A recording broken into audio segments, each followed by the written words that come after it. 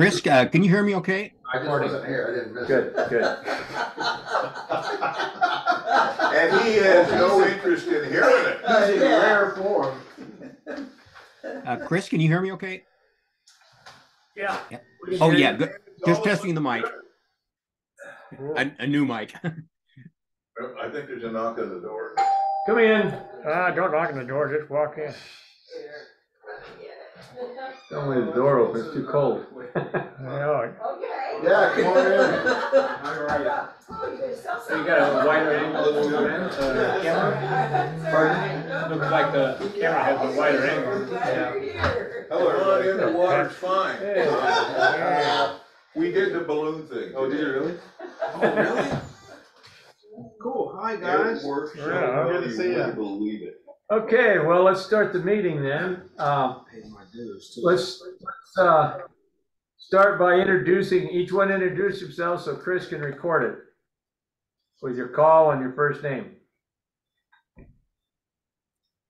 We'll start me. I'm John, WB6UBK. I'm Bob, N6PGQ. Ron, WB6DMX.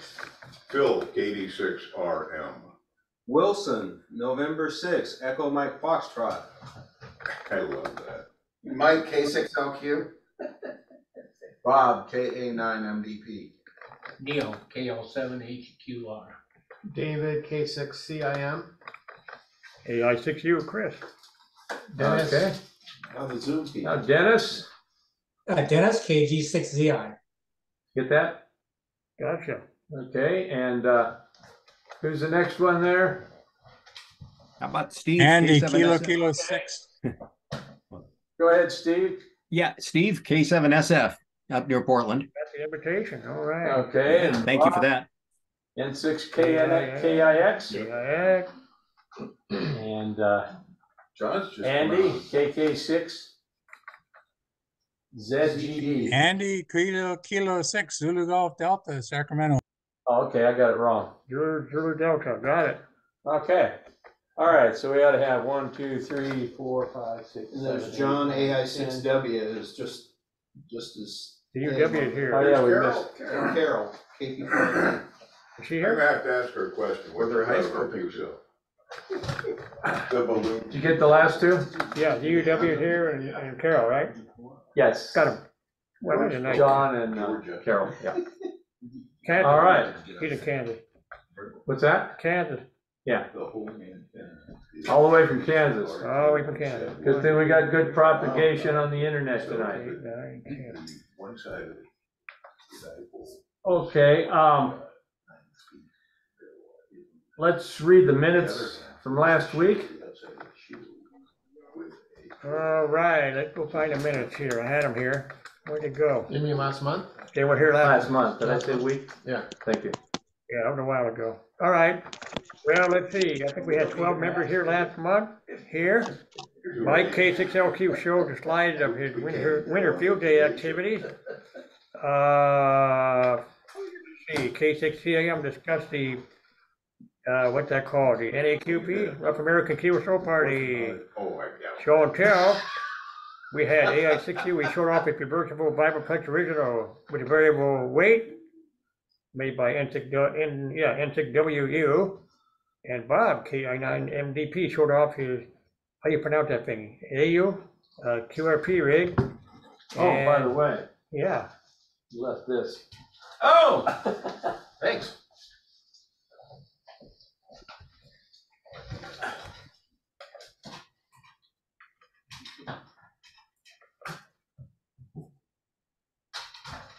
So that what happened last month, and during the 2100.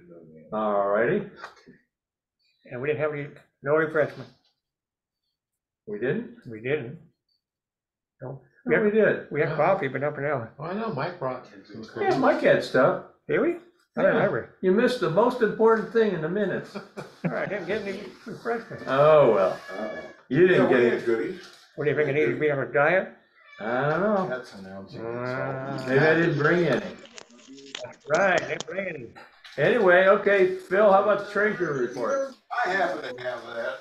I thought you might. Yeah, you were here I'm a last highly month. organized individual. Yeah, I know. Okay. Why make a trader? Really? So as the world stands right now, I've got the wrong glasses on. Our current bank balance is $8,766.94. Don't forget the 94. Man. But along with that, we happen to have a membership report. Would you like that, sir? Sure. 44. When did I print this one? I printed this one on, yeah, this is current. Almost current.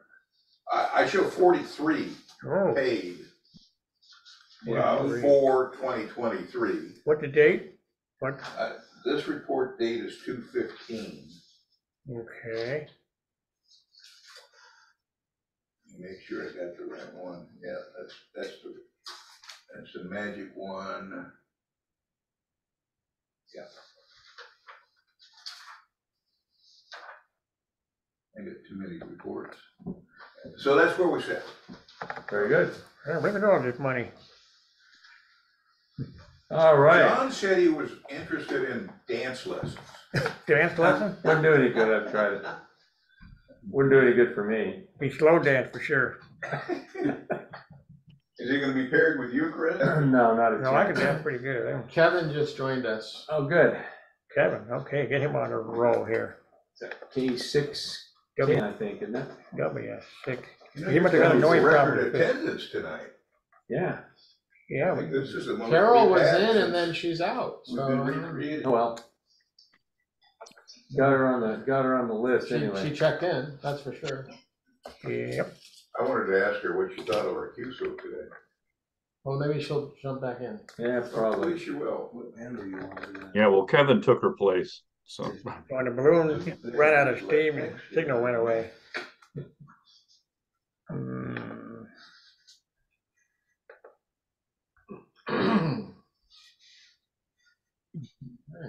Carol wants in. Oh, good. I don't know what happened. She was there for a minute. She Kinda like what happened with Steve last Maybe she month. was someplace else. At Oh, home. oh no. Been, spent a lot of time with her dad. Oh. Got things going on. All right, she's coming back in now.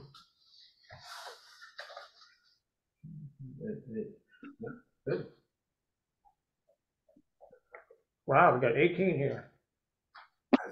Pretty much a record. Yeah, Team so far. I think we had 17 one time. Yeah, I think so. Reconstruction. Yeah, that's a good name for it. All righty then. Well, we got the QST's March issue 150 and 25 years ago report here. So 1923, that was even before my time.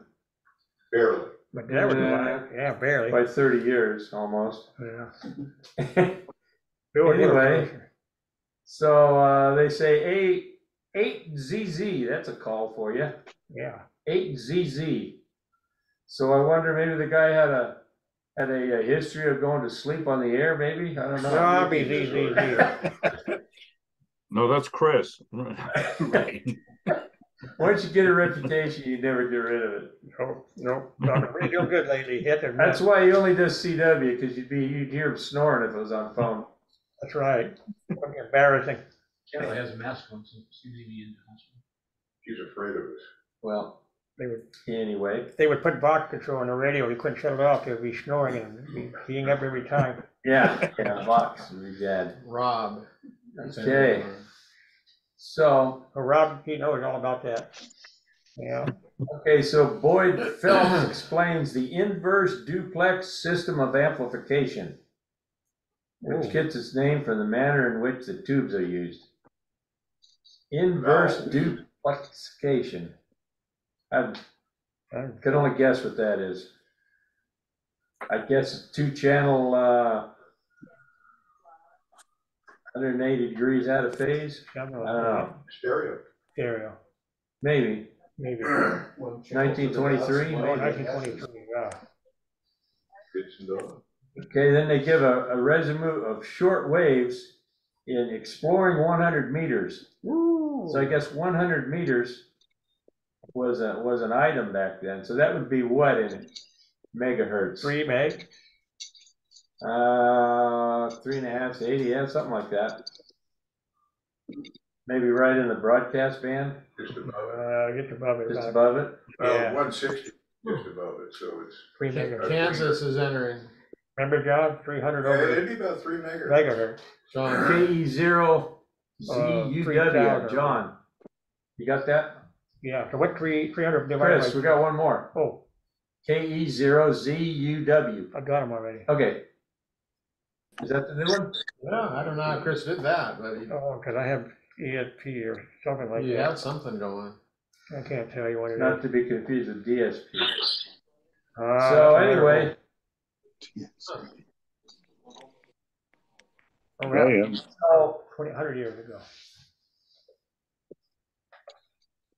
Oh, not content with the success of the transcontinental test, traffic manager Chanel 1MO has been making arrangements for two-way communication between Europe and America. A two-way test with Europe by 1BHW, KB Warner. Okay. And from the Department of Commerce, letters regarding the Rochester plan, where arrangements have been worked out between amateur and broadcast stations, is presented in what the Department of Commerce thinks of the ARRL voluntary lid. Okay.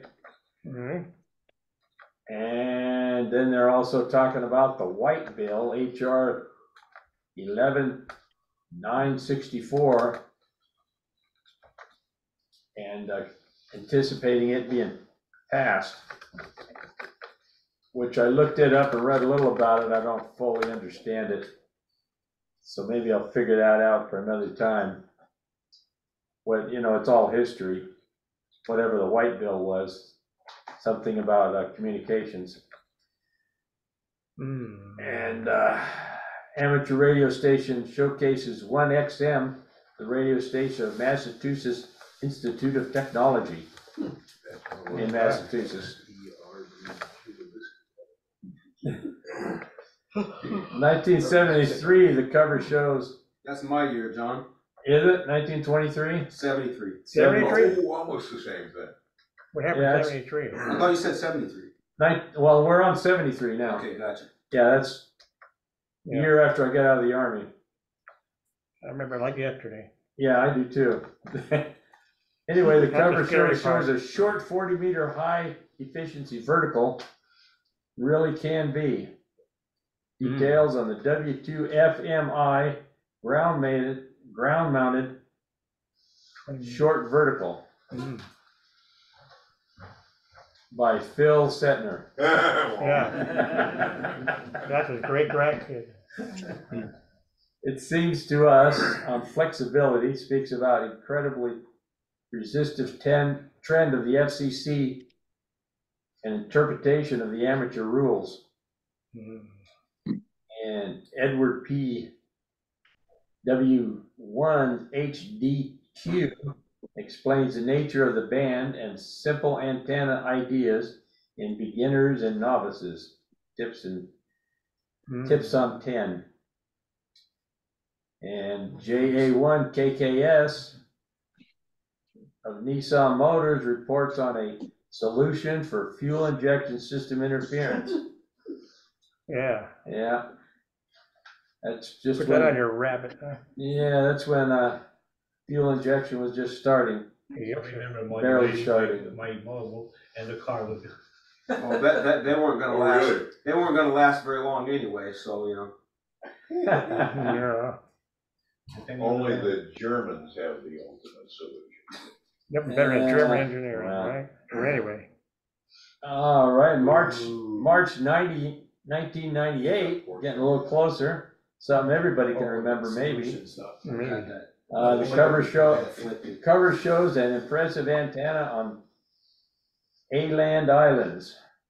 Learn more about the surprising amount of ham activity on Aland Islands Where's that? in postcard from Aland Islands. Well, that's the 1998 March issue, if you can find that. You get more details. Hey, I don't remember that place. And it seems to me is what's good for amateur practice, it seems to us, column. And for a few dollars and a couple hours of fun, Paul Stump shows how you can make your own rubber duckies. Oh, hours of fun. Yeah. Wow. Steve Henry, N7GN, gives advice on helping new hams. Lloyd Smith, WA9NLA, cautions that the next time you pick up a used radio, you might get more than you bargained for. Oh. In bug. Bug. Or less. How about you buy a used, Or- what happened if you buy a used bug? Yeah, well, that's, at least you can see what you're getting. Oh.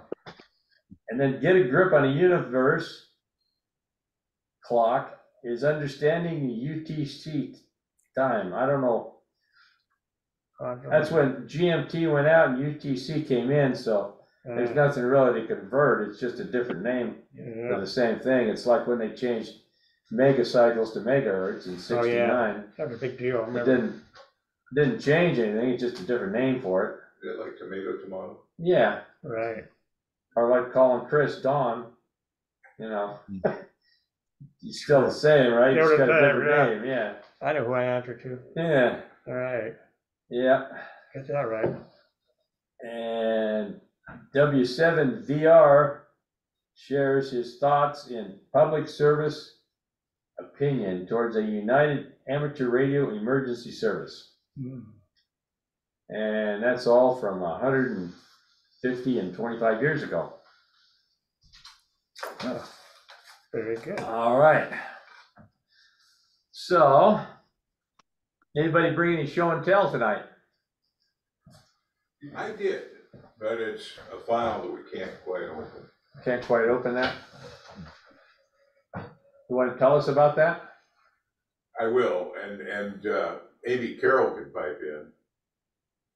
For a couple of years, I've been trying to think of a way to help these tech guys get on our 10-meter net. The issue with 10 meters is, you know, anything that's relatively close in is actually line of sight transmission. Ground wave doesn't get it. And of course, bouncing off the ionosphere is not going to work.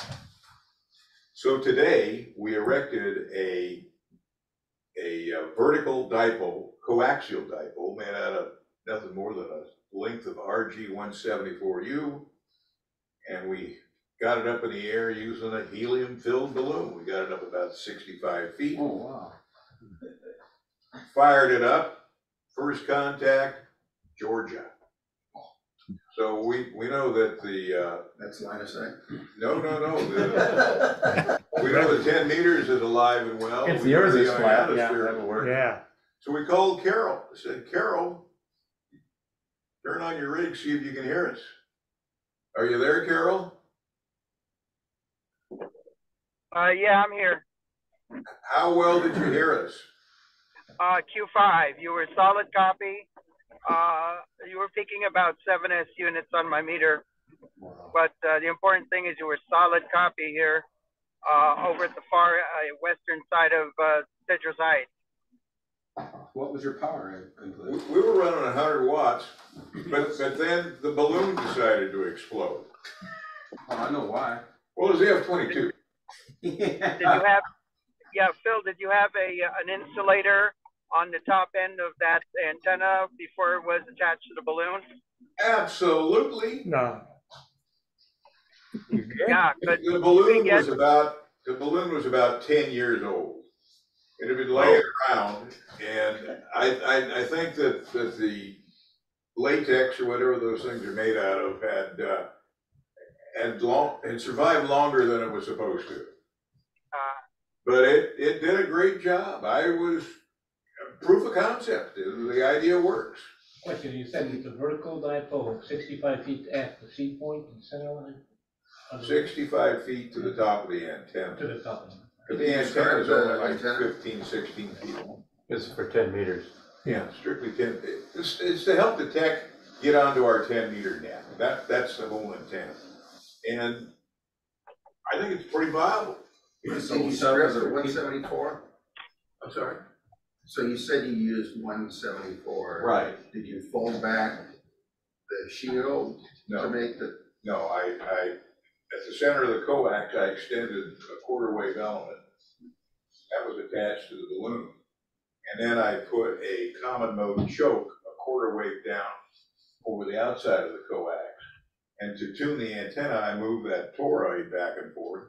And I got an SWR 1.18 to 1.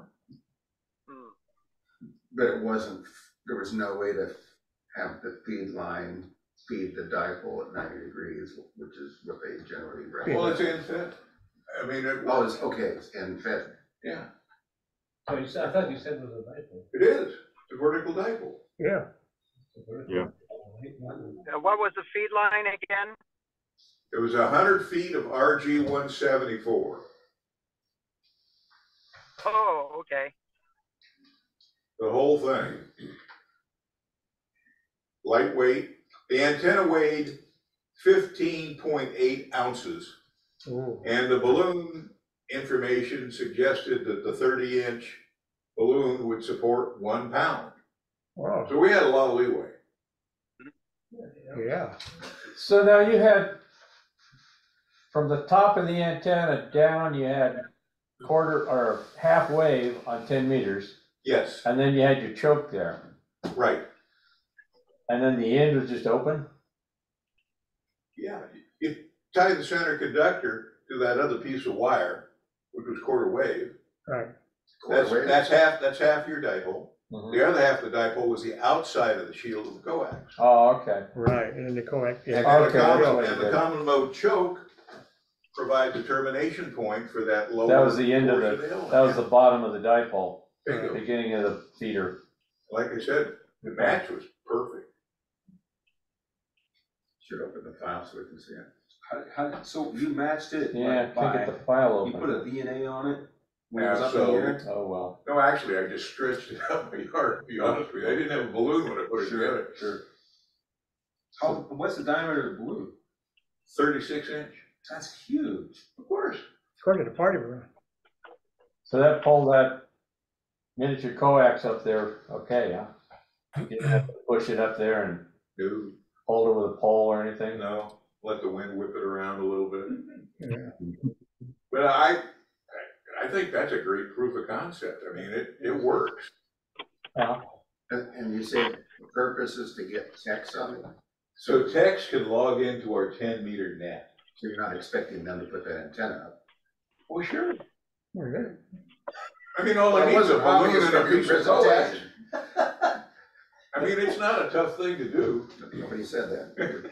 Trying to understand your presentation. So did you have a repeater, or you just looking for each ham to use one of those to get out? No, it's just, on Wednesday night, we have a 10-meter net. Sure. And the idea behind the 10-meter net is to get techs onto HF, but Right. they have issues with antennas. So this was an attempt to come up with a relatively simple antenna that will perform. And I think the concept is proven. Either that or a 65-foot flagpole. Or a 65-foot palm tree. It would work. Perfect. And the helium. I had a vertical dipole on 20 meters about 10 years ago, and it's a great antenna. Had it put up in a tree. What was that, Steve? Oh, I just said I had QRM here. vertical. I had a vertical 20-meter dipole about 10, 15 years ago out in a tree that I used to have on this side of the property. And it was a great antenna, just up 50 feet or so, a 30, whatever it was, 33-foot antenna, center fed, vertical dipole on 20 meters. They're great. Yeah, vertical dipole ought to be a lot easier than a quarter wave as a gazillion radials. Mm-hmm. Yeah, And yeah. you never quite have enough.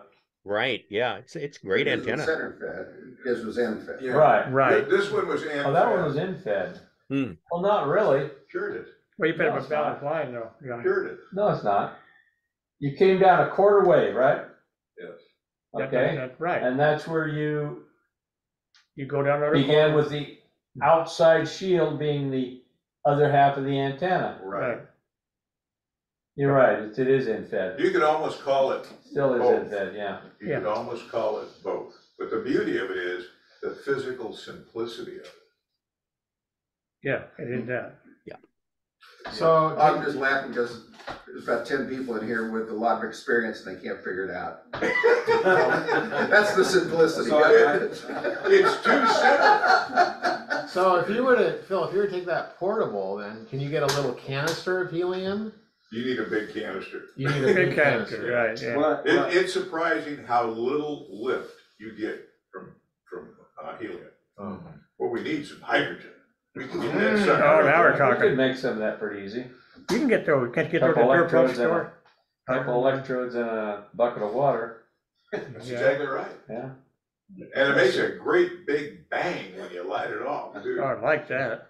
Yeah, and you just keep increasing the power till it bangs. Wait a minute, that's just a theory. The end of that antenna is the high voltage side, right? Yes, it is. That's perfect. Yes, it is.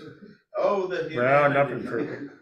But it's, I think the separation between the balloon and the end of that antenna was probably 3 or 4 foot of nylon line. Is that enough? So No. Okay. it's not much of an issue. No, it isn't. It was an interesting experiment. Well, how about if you put a, I don't know, a little ball on the end, or break the corona? I think it's a good Well, way then to you- couple to your overhead distribution line.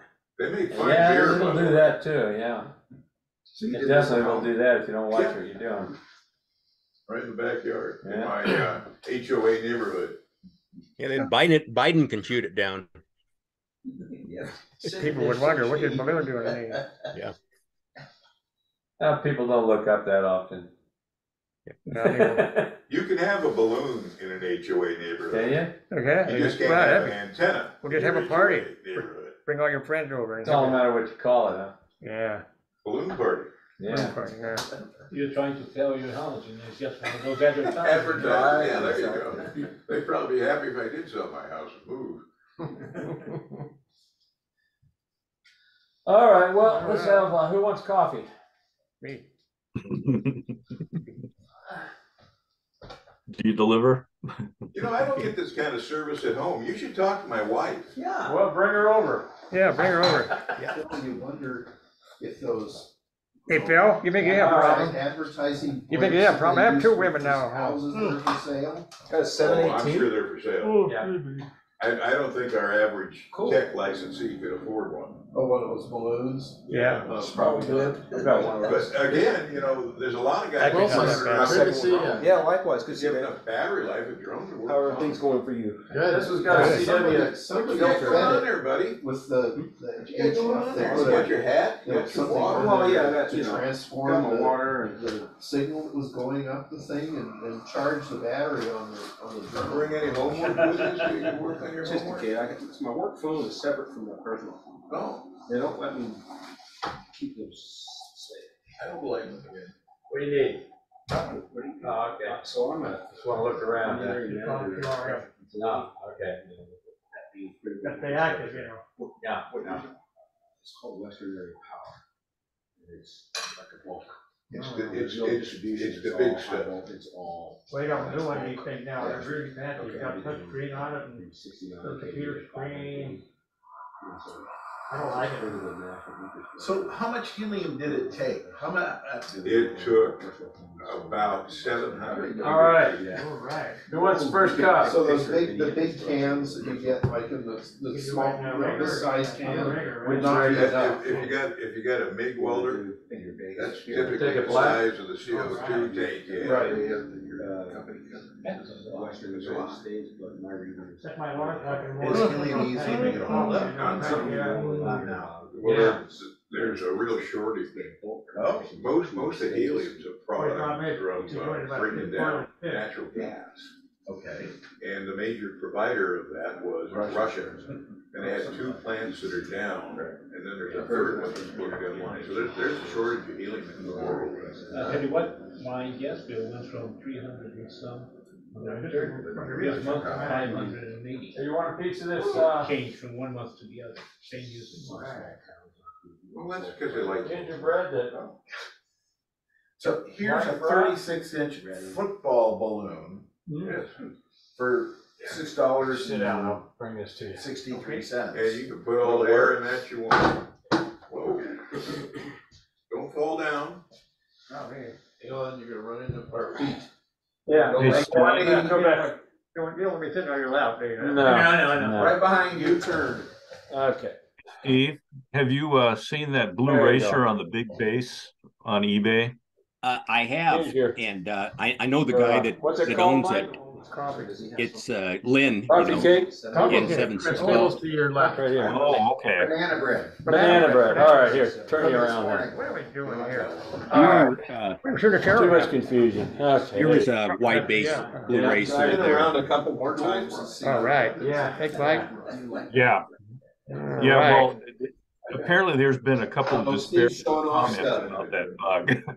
So, What's Steve showing? Some Oh, kind of bug or it's, something. yeah, it's a wide base blue racer, 1921 and or 22, and they got one on eBay right now, a 3-inch, 3.5-inch regular base. This is a 3-inch. They're kind of rare, and I just got.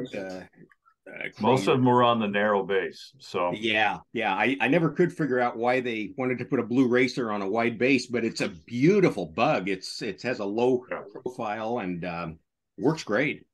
yeah. This is a new acquisition for you? No, I've had that. Rob was just saying there's one on eBay right now. I know Lynn N7 CFO is selling that thing. Oh, is that okay? Oh, got it. Okay. He gets top dollar. So. Yeah, he does. What's he asking, and what do you think of the price? I don't 75, know. I think. Yeah. I think it's up to 75. Right. But the damper's not original. Right. I was gonna say, from what I see on eBay, there's hardly anything that's a bug below $100. It's true. Yeah, and a lot of it is just crap. I can't believe it. Exactly. Some of the junk on there, but I got this from Lynn on eBay, and this is a 1923 original, nickel plated, and God, it's just beautiful. I changed the pivot pin in it. Some of these old bugs are kind of stiff; they're not comfortable to use, and I put a new pivot pin in it. And boy, it's as smooth as glass. And pretty things, huh? Rubber fast bug too, back in 23. Yeah, it is. Like mine is. Well, these bugs vary. Because I got a bunch of them here, and what's very, very interesting on the bugs that I think the ideal weight range on a bug is about 22 words a minute on the slow end and up to about 40 words on the high end, on the weight movement.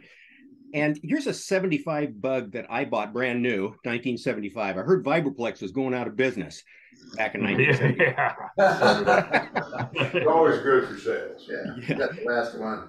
Yeah. So I bought this at Ham Radio Sales, whatever it was, in Albany, Oregon. And this bug, the minimum speed was 27 words a minute, which is a little fast. I have one of those, yeah. Oh, mine is, yeah. So what I simply did, I don't know if I can see it here, but I took my Dremel. I just did this the other day because I've been going through all my bugs, doing different things, and I shaved off with a Dremel tool the bottom of the mainspring. The mainspring. That's what I'm trying to say. And this bug is perfect now. It's about 21 words a minute on the slow speed, and it's about 40 on the high speed, with two weights. And so, yeah, I've been going through a lot of my bugs doing that stuff, just kind of, I'm doing that 50 years after the fact after I bought it. I always knew that was a faster bug on the low end. Yeah, I've got a mint condition 1955 deluxe, just like that one. Yeah. And it's unusable. It's so fast, it's unusable. Right. Well, take that Dremel tool. Control for the volume? Yeah. Oh, what's that? No, just checking to see if we can raise the volume. Oh, yeah. Yeah, take that Dremel tool and shave that bottom side of that mainspring off, Rob, and it's just wonderful what that thing does. I did that on my 66 or on my 57 blue racer. Yeah. And I actually took both top and bottom of the mainspring off on my 57 Blue Racer. This Blue Racer now has a range of 20 to 40. You got real stuff. So making that narrower slowed it down? Absolutely. That's the one thing that's different on all these bugs, you know, is that apparently the very minute difference in thickness of that mainspring. And it's interesting that this bug here, I think this 57 Blue Racer minimum speed was it must have been about 28, 29 words a minute. That's too fast for a lot of use anymore. And so I took one side of the bottom of the mainspring off with the Dremel tool carefully. It's easy to do. You can do it in 30 seconds. And it didn't bring it down enough. So I actually ended up just taking the top and bottom of the mainspring off. Can't even tell the difference hardly looking at it. And like I said, now it's 20 words a minute on the minimum. It's just like an original. So that's the difference on those mainsprings and the pivot posts. If they get a little sticky, that's kind of the two main things that I've noticed. If you replace those pivot posts and shave that mainspring off, boy, it makes these bugs beautiful to use. It really shines. Yeah. Where would you get a component like the pivot post? Vibraplex. I just buy 10 of them at a time. I'll buy. Yeah, they sell them. They're in fact, I got the sheet right here. I bought them from Scott. Deluxe or standard trunnion pin, $6 a piece, and you can buy them. Yeah, and the deluxe trunnion pins for the jewel movements, which I buy those too. Those are $8 a piece. So yeah, those things you can buy from Vibraplex. In fact, you can buy almost all those parts anymore still. Just about. Yeah. Well, Steve, this is the one that I've got, and the guy put a homemade handle on it and everything, but it's so unusable that it just sits here. Because it's too fast, huh? It's way too fast. Yeah. And I found, you know, and I'm sure you found that too. When you find an old bug that's in really good shape, there's a reason that it's in really good shape. How true that is. That is so true. Yeah. And you can shave that mainspring down on Speed X's or any of these other brands, and it is just nice to have that 20 to 40 word per minute speed range on the weights, and makes a difference. Yeah, I'd never done it on that 75 bug. I thought about it, and I got doing it on these other bugs, some of them that needed it. Not all of them need it, but so I did that 75 bug the other day and had the coffee here. What's that? How many more coffees do we need? Bob wants coffee? No thanks. I think we're okay. Got your hands on it. Got my hands on it. So how slow does that bug go, Rob? We had a nut bread over here too. It's good. I'm sorry. What'd you say, Steve? Oh, how slow does that bug go with those big handles on it? It's probably about 30 words a minute at the slowest. Right. You know, like but somebody put you know, this homemade big old heavy handles on it, and I'm going to do a little research because the guy's name and town was on the case. It was someplace in Minnesota. So I'm going to do a little bit of research and see what I could find. So or you could do this. And a nut bread, anybody? What's that? Yeah, I'll get it. You know, that's it's right. Drilled and tapped.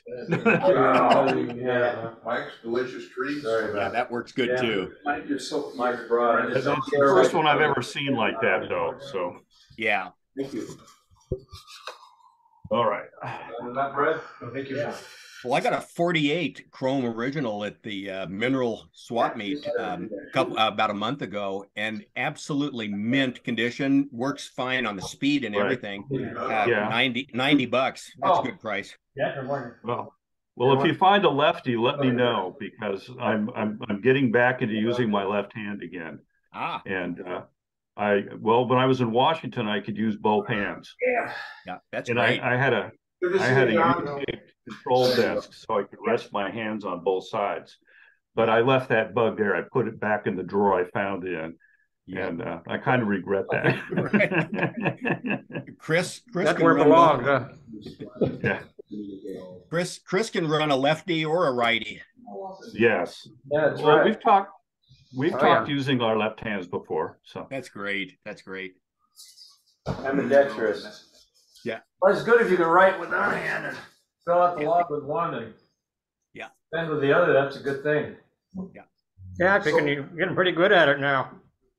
While we're talking about bugs, I gotta put in a plug for the May bug roundup that you all will start to hear me chiming about, when you might want to operate. Sounds great. Say, Mike, how do you like that Fratini J36 you've got, K6LQ? Love it. Yeah, isn't that a great bug? Yeah, pretty impressed with it. It's probably hasn't moved off the desk in probably over a year. Well, except for probably a year and a half, and everything else gets rotated through. Mm-hmm. That was kind of hard to beat. Yeah, this is a 2013 Fratini J36 I bought from Alberto in Italy, and it's a joy to use too. It doesn't have dual movements, but it's just got everything really, really nice on it. So, how long did it take for you to get it from the time you ordered it to the time it was delivered? 10 years ago, it was very quick. It was 2 weeks or something, like 3 weeks maybe, or something like that. But it's probably different today. So I ordered mine, as it turned out, just before the pandemic. Ooh. And he doesn't do his own chrome plating. Mm-hmm. And that shop was closed for a long time. Mm-hmm. So it was 9 months to get mine. Wow. Yeah. Yeah, they are made to order. He doesn't have them laying around and stuff. So but he doesn't charge you. Mm-hmm. You say you want one, and then when he finally finishes it, so he trusts you. Oh, that's neat. And then when it's finished, you say, okay, here it is. Of course, the euro may go up or it may go down, but actually, he doesn't change his prices much at all. Really? Not really? Right.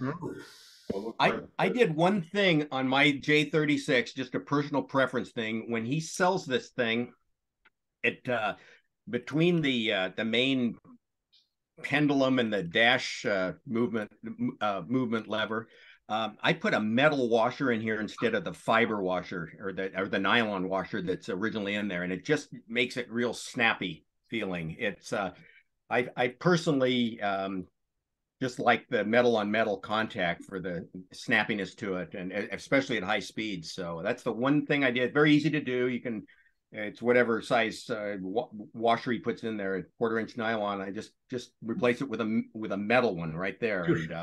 Too stiff, huh? Yeah, it felt soft to me. That's too loose, right? Yeah, I get it. Yeah, so this has the snappiness of that dash contact that personal preference, like you say. Yeah. Right. Yeah. Well, you'll never run out of dit for sure. Yeah. 100 dits at least. Yeah. So is Kevin still with us? Quite a lot. Hey, Kevin, you awake? Where do you go? Kevin, are you with us? He's probably muted. Oh, okay. Yeah, I'm with you. I work that ZZ guy. Oh, okay. Hey, you got your noise fixed, huh? No, it's back bad tonight. I was on a 75 meter net tonight. Yeah, it was bad. So you suspect your neighbor that's out of state for the winter has something going on in his house, you're saying? I don't know. That might be. I do suspect something happened when the power came back on, that something didn't go right. Because it's only on 80 meters, you said, huh? Yeah, so, and it, of course, 80 meters, I mean, it's a half meg wide, so I mean, it's over the whole band. Wow. Might be on a little broader band than that. Yeah. Might be on 160 also. I haven't tried 160 yet, but 40's good. So I mean, that's where I've been hanging out. Great. Well, 40 is a good band. Mm-hmm. Yes. Yeah, it is kind of quiet during the day, but got to shake them loose. Used to be my favorite band. Only because everybody's on 20, I think. Yeah, and up 10 meter, but the propagation should be okay for 40. Should. It's short skip, really short. But, yeah. Oh yeah. Yeah. Yeah. 2 weeks ago, during that contest, there was a jet from Europe blowing in here on 10 meters. Couldn't believe it. Oh yeah. It's yeah, like I heard right the here, openings on 10. Oh, yeah, 2 weeks ago. I got to listen on 15. I got 4 elements on 15. I got to try it out. Oh yeah, 15 should be good. It's going to be a good Got a cycle. ham trivia question for you guys. What's your question, Mike? Budwig, Budwig, center insulators and end insulators. Anyone know what those are? By name? Seen those before? Yes, I have seen those before. The military uses them.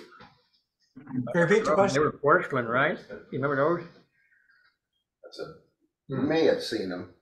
Yeah. The center insulator and. Is it kind of? Looks like it makes some serious voltage. You want some more? Oh, it's right there, Mike, in front of the TV. It's like about 3 inches long, 4 inches long. No, those are Budwig. The top is a Budwig center insulator, and those are end insulators on the end for dipole. Right. So they're called Budwig. Budwig, huh? You wonder how many of those things they produce.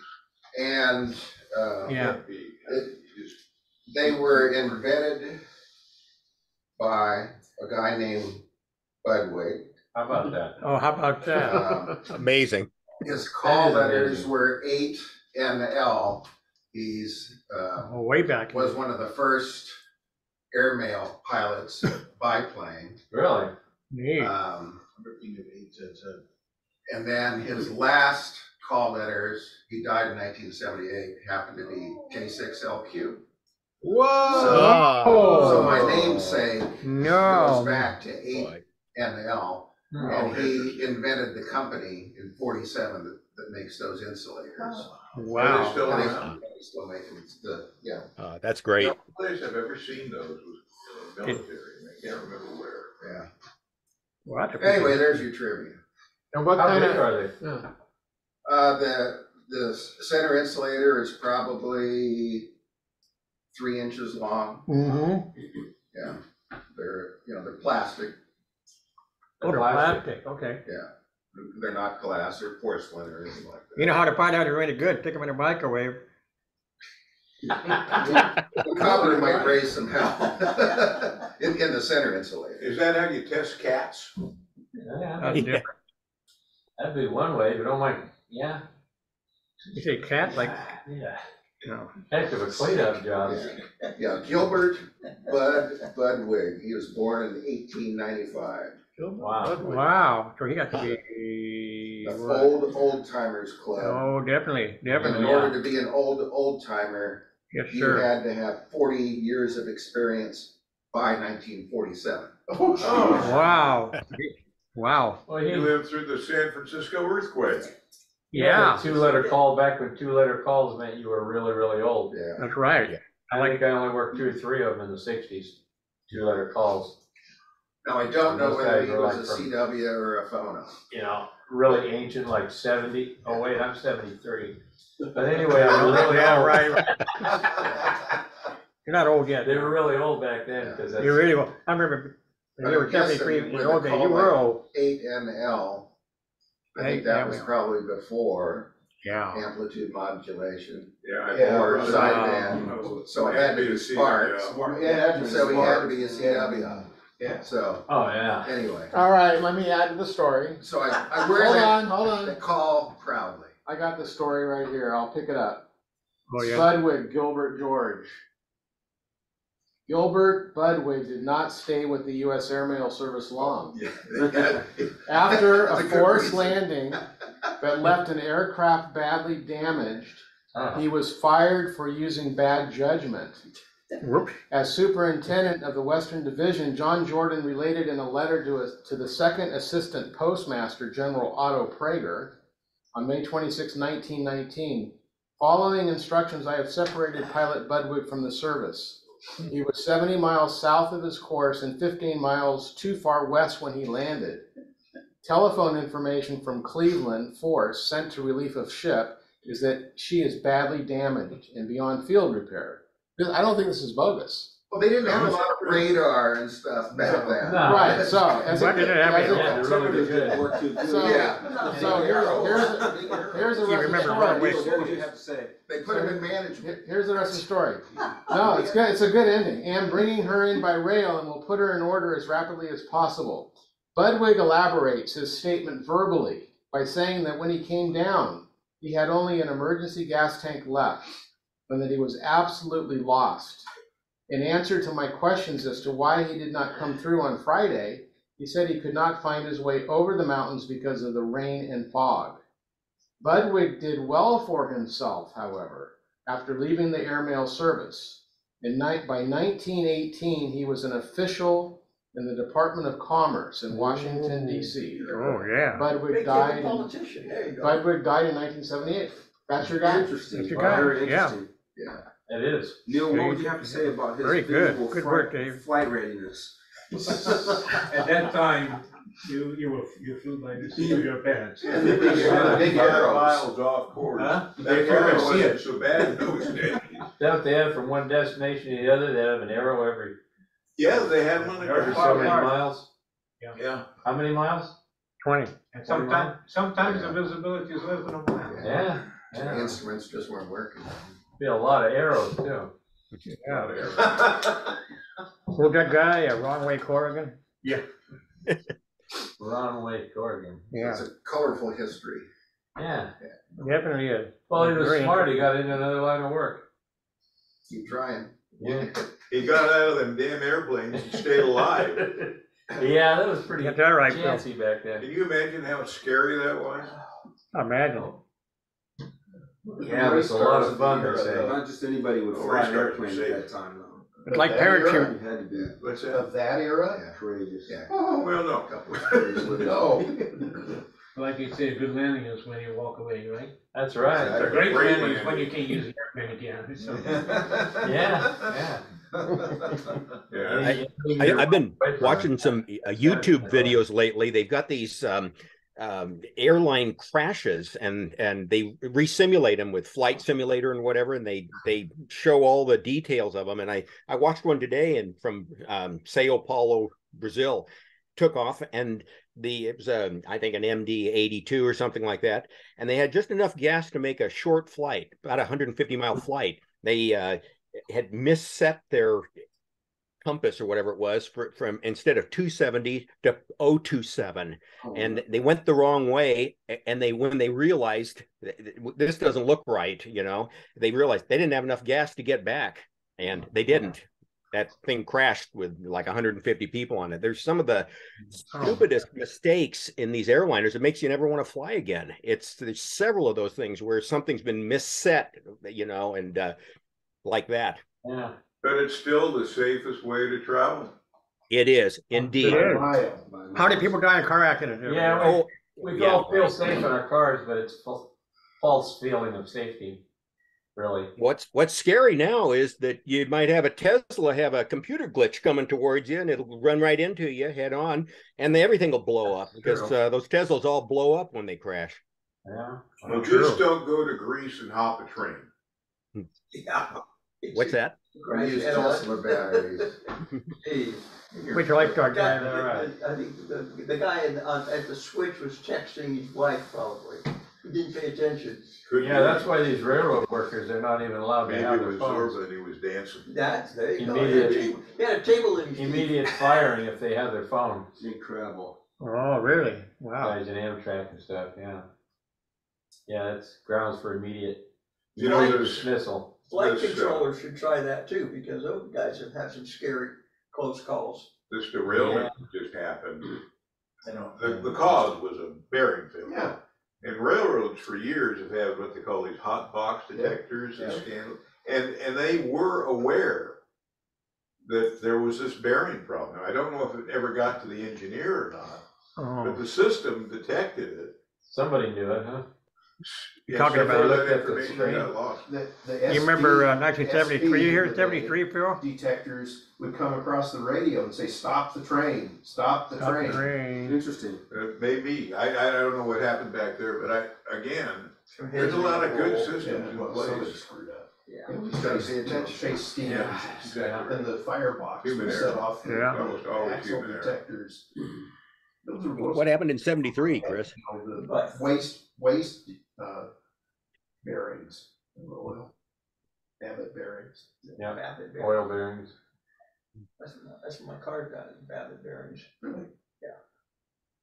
Well, that San Fernando Valley train crash in, I think about 10 years ago, that Metro Rail, that guy was fiddling with his cell phone, and the engineer. Well, I want you to know, Mike. I go there. Hey, on some CW email lists this past week, I've been seeing a prototype of a 2-lever bug from Russia. Has anybody else seen this? It looked really strange to me, and I was just curious of what would be attractive about this. Yeah, it would be a great reconnaissance tool for the Russians. Right. Great. But it's two levers, not where you would put the 2 levers between your fingers, but you've got one lever that does the dits and another lever that does the DAWs, and you move your finger back and forth between the two instead of moving the lever. It's not iambic. The lever itself. Yeah, an iambic bug, huh? Iambic bug, yeah, there you go. Yeah, boy, I haven't seen that one. I think it's just in prototype right now. Well, they think what next, huh? Oh, I think Vipertech had a bug like that, didn't they, way back? Really? I think just about everything's been done at one point or another. We tried at least. Many of them forgotten. Tried at least. Especially if it was mechanical, right? Does the club own a Bengali bug now? I just wondered if the club owns a Bengali bug that somebody was. So. Yeah, that was handed over to me. It was sent to Mike as a gift. No, as a donation to the club. So we started using it on California QSO. Yeah, QSO parties. Did everybody like it when they tried it? What's that? Oh, did everybody like it that tried it? They're different. I wasn't that impressed myself, but well, you got to adjust it. It's okay. It's hard to adjust. It's really it's super heavy. The instructions are pretty strange. It says that it should not need adjusting. It comes factory adjusted, but if it needs adjusting, then you need to adjust it till it's correct for you. How do you know that? That was the shipping thing that they had, when shipped, they turned it down. Yeah, it may be modified. Yeah, they might have turned it down for shipping. Yeah, I've got one, and it is a disclaimer I've ever seen. Yeah, it's got to be a way to do it. Yeah, it's actually a very nice bug to use if you just use them for a couple hours and have it adjusted, and it'll follow through the speed range. Once it is set up, but it takes you an hour to set it up. I'll tell when but it's a nice bug actually when you get used to them. Oh, I'm sure. But from operator to operator, it's not easy. That's right. You go off the air for an hour while you're adjusting it. That's not great for contact. Right. What else are we going to do with it? Right. Gotta do something. So, something to use on field day and so forth. Is it about time to begin the? The antenna tuner.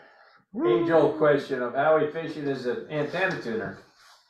So before we start, we need to get everybody's guess on how efficient the antenna tuner is gonna be. Okay. It's my an question- MFJ Deluxe Versatuner 2. 12%. Okay, I'll put you down for 12%. Okay, I'm 99%. At what frequency? What frequency, what network is it? 99%. what band are we talking about here? 80 We're gonna do 80 and 10 both. All right. Okay. Now you have the watt meter. I do. Okay, what power does that? It'll go to 100. Okay, so 100 is a nice round number. Yes. Easy to figure out the percentage that way. Okay, All right. so Bob says it's gonna be 12%. No, I'm just I gonna was pass just this. Oh, making okay. noise. Is All that right. a digital watt meter? I'm gonna pass this around. Everybody write your call on it and what's your guess, the percentage. John, A can you percentage do or the the test? watts Can you do the test at 2 different power levels, like one at 100, maybe one at 10? We'll see. Yeah. Okay. Well, Everybody knows. the problem with watt meters Where's the watt in meter? this particular case, Where's the they're watt meter? specified, their accuracy is based upon full scale. Right. So But you have- this watt meter is accurate. I think it's 10% accurate of full scale. Just So it's a 10 moving. watts could actually be 0 watts Yeah. or 20 watts when it reads 10 watts. Okay, that's a Okay. good point. But do you have a switch that enables you to go to different scales, or is it No. just 100 watts? So you're No, I looking for the can estimated dial in the wattage. percentage loss. What's Phil, that? is this an You're auto looking switching for type meter or is it the old percentage fashioned loss of the meter signal. movement? I put We're down looking for percentage. that it will 90% would mean a 10% loss, 90%. Okay. So in other words, we're putting in 100 watts and you're getting out 90 watts, that would be 90%. Right. Okay. And again, it depends upon how much matching needs to be done to your antenna. Okay. So if you're Yeah. correcting just, Okay, so I'll tell you what I have here. I have 2 of these Versatuner tuners. They are both set as I use them on my 80 meter loop for 80 meters. So they're adjusted for 80 meters, Okay. both of these. So we're gonna, since the watt meter works at 50 ohms rather than some unknown impedance, which would be what you'd have if you tried to measure it on the antenna side. So then we put it back into the second one that's adjusted the same way. And then the output is what we're gonna measure. So in other words, if this shows 10% loss, for example, it means that each tuner has 5% loss. Does that make sense to everybody? Yep. We're doing an impedance transformation either up or down, and on the other end, we're doing the reciprocal, 50 ohms in, 50 ohms out. And then the transformation ratios are covered in the tuner, which is exactly how it works. Okay. Who's 10 Tech tuner is that? That is Chris's. Right. Right now, we're gonna do I that. wanted to The 2 tell you- MFJs, because they're the same, and they're already set up for 80 meters. I have that, and it needs a security. So Phil, I think Well, so does his, but he doesn't care. He counts it anyway, so. No, but, oh, yeah, but That's why I got it. it's This is slipping so much it doesn't turn almost the. irrelevant. Right. Okay. Well, I think yours, this one only turns the dial? The dial, No, yeah. I don't think. You are checked in. W6SFM. Okay, now, everybody online, what's your guess? One at a time here. Kevin, what do you think? What do you think the percentage of output's gonna be? With 100 watts. About 98%. Said 90. You said 90? 98. And W6 98. What's there? That's what I'm All going right. W, K6KN says W. W6. Kevin says 98%. Wow, I'm pushing it. Is that right? Dennis said 98%. Dennis says What do you want to 98%. say? Going 90. What do you want to say, Chris? 90. 90? It's 80 meters. Now Oh, it's 80 nice meters. blue Yeah. sky weather, cold, windy. Yeah, Hey, appreciate it. Yeah, I can just imagine. Well, at least the cotton ball thing floating around in here. Give that another month or two. What's going on here? And, yeah, all those, He doesn't realize he's Someone's got the radio on, huh? Oh, is that Kevin? Yeah. No, no, no. I remember those days out there. I thought. Okay, we'll come back to Kevin. We're part of that. Mute him. Okay. Is that 3885 or what? Right. Okay, Carol, what's your prediction? Okay, yeah. I've actually measured dB loss on a tuner that I built here, and I think it falls in a range of between 1 and 2 dB. So I'm going to guess. I'm going to give you a range of 80 to 90%. That's what my guess is. Now you got to give me a number. Oh, 5.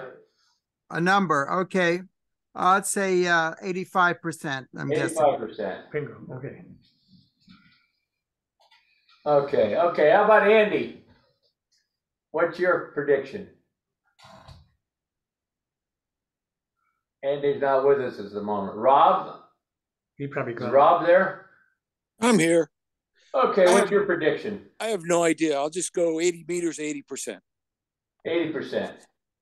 Yeah. Okay. Steve. How about Steve? Yeah, I'm going to say 90%. Was going to say 85, but that's been taken, so I think I'm going to say 90. Okay. Okay, who do we leave out here online? Kevin, are you there yet? Oh, hold on. I gotta take him off the mute. No, it's just we can't hear him when it's on. Oh, we have to ask him to unmute? Can you I think he can hear us. Can you send us? Oh, there he goes. Okay. Now we're live with Kevin. Kevin, are you there? Yes. Oh, okay, what's your prediction on the tuner? 85.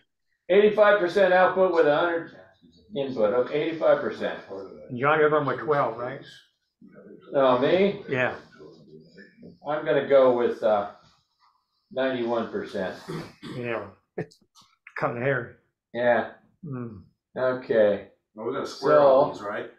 I think what's that? We're gonna square all these, right? Add them up. Yeah, well, You yeah. can do that. Do an average, right? Okay, where's the paper I sent around? Right there. What about Phil? Oh, okay. We got them all. Everybody signed up? Well, if they didn't sign up, they won't be on here. That's right. How's that? You got that right. All righty. So, let's get to it, Phil. If we get it right, what's the prize? Bragging rights. I got lots of stuff here. Bread and rice, okay. Yeah. Get the cat. Have you got a dummy load there? Yeah. Is it 50 ohms? It's MFJ quality. It's got to be right on 50 ohms. Is it 50 ohms? I can measure it. Oh, they have a different Close to 50 ohms. You know, I do have a 50 ohm dummy. Well, you take your high dollar one there. I don't care. And It looks more expensive, so it's probably close. here's the bird watt meter. 80 meters? Ooh, pulling out. a bird? You gonna give it to bird, are you? Gonna give it the bird. So All right. now, ideally, what we would want to do is put a 50 ohm terminator on the first tuner, and we'll use an antenna analyzer on the second tuner and make sure that the second tuner looks at 50 ohms. Correct. That's so that the Doesn't make any sense. transformation's exactly right. You don't have to do that, just ideally. do that. Say that again? Let me get that stuff. That's what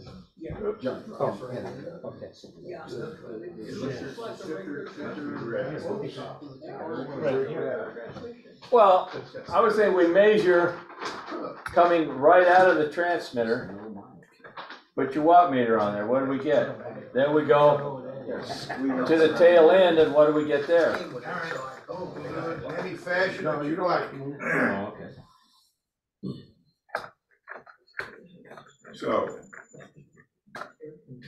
So first of all, you want to come directly out of the transmit. Whoops.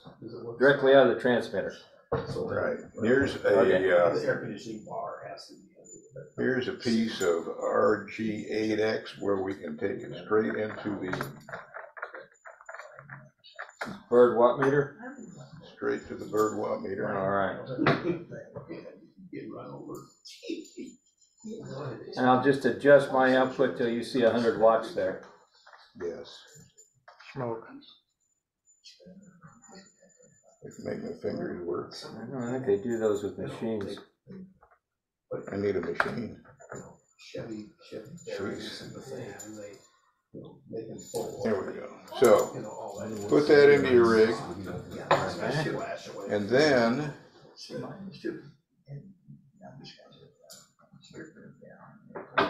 You got a camera on it? no, let me grab one adapter. Okay. So long with a Model 8, in my mind. I had a.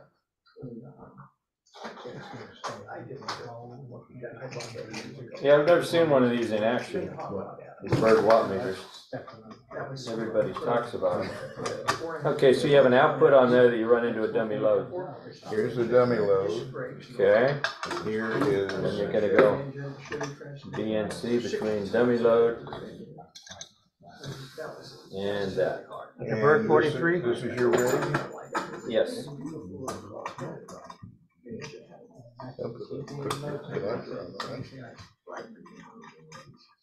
Sure it is. Okay. All right, fire it up. Here we go. Attention, where's your mic? It's buried in the other room. Right here, that's the mic. All right. This is CW Club, we don't talk about mics. Okay. Let's see what we get. 35, 45. Hey, watch that. And here we go. We'll hold it down. I'm showing 35 watts. Okay. 100? Hey. No, you're jumping the gun. Oh, You're jumping the gun. Oh, there we go, there. Okay. Come up to 100%. You want to set the power level? Yeah. That's how much power is coming out of the rig, 35 watts. Hold it down. Okay, yeah. And then, there you go. Power, okay. Now Okay. set it again. So that's supposed to be 100 watts. Press the set button again. Hit it again. Okay. That should be 100. 70. I've got 90, about 95, 90 watts right there. 90 watts? Okay. Okay, and 90. 90 it is then. Okay, We'll just base it on that. 90 watts. Okay, so we got I've got advanced math. 90 watts What does this mean? It's over my from the head. rig. Yep. It's Just just call 90 100. That's Right? Get more voltage, Okay. and get more. I'm gonna turn this off. I'm gonna disconnect this, Right? and I'll go over to the output of your other, or you need to pull, I should have left that on there.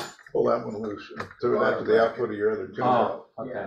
And then, Yeah. Kind of a surprise. I didn't like- It's only 2 years old. Didn't like the other connectors. Okay. It must be the I'll make this easy. kilowatts. Alright, this is, that goes to there. That goes to the output of that tuner, or no, to the input of the tuner.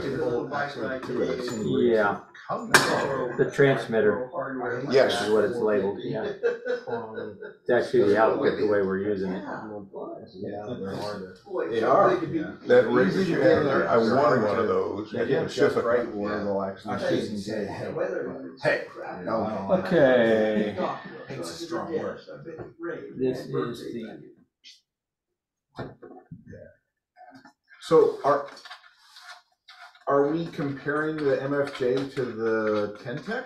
Is that the? We can do that. goal? Get one to- No, what we're doing is Back to back, and we're assuming that both of them. we're gonna use the watt meter and the MFJ tuner and calibrate the bird watt meter.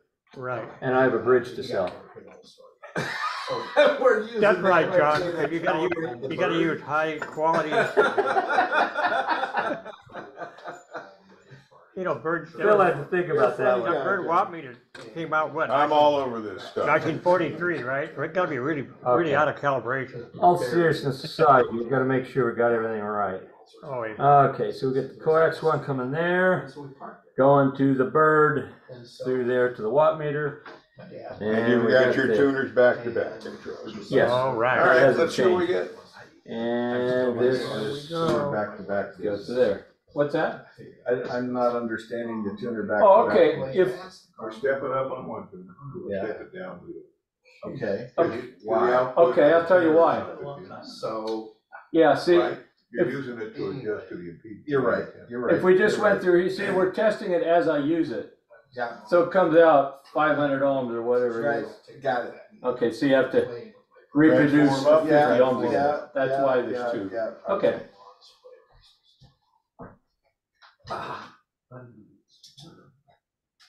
Now, if we let the smoke out, we know it's really. Right, that's my theory. The tension mounts. Press the button. I get 65 watts. 65. Woo. So that's 25 watts 65. loss between the two of them. So that's 12 and a half watts loss, which is going to translate into about 35, isn't it? 25. It's going to be about 16%. 17. We have 17 and a half watts or something. That's a pump. But we decided to sell. It's a lot. 5, 6 from 8. It's 2, so it's 25. 25. So that's 12 and a half So watts 12 and a loss half. in each. 12 and a half watts.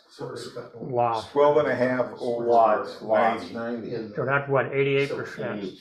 87.5, right? Come up with 13.9. 13.9. So it's Oh, 87 per 13. No. Well, 87%. 13% loss. Right. Write it down somewhere. How did you match the two transformers? I mean, how did you know you had a match between them? Because he said so. Oh, because I tuned it up like I normally use it on my loop. Yes. And then I unhooked that one and did the same thing to that one. Oh, I see. And you put them back to back. And then put it back to back. Now, bear in mind that as you make these impedance transformations, sometimes you need a whole bunch more inductance and a whole bunch less capacitance. Right. Or vice versa. So it's not going to be consistent across the band. Just in this instance, this is the way. And what frequency is this? 80 meters. 80 meters. 80 meters. So is my calculation correct that on a 100 watt scale, it would be 86.1? Yeah, because you're calculating percentage. I don't follow. We're taking everything down to percentage. What did you get close to 1.0 SWR? Yeah. We didn't check. I did earlier. The back-to-back thing. Yeah. What do you mean the back-to-back thing? Yeah, 50 ohms coming in. 50 ohms going On out. the other end, if you made your SWR. With a 50 ohm dummy load on there. 50 Then I have 1 to 1 here. SWR over here. I don't really want it. Okay, so let's get the math right here. So we got 90 watts.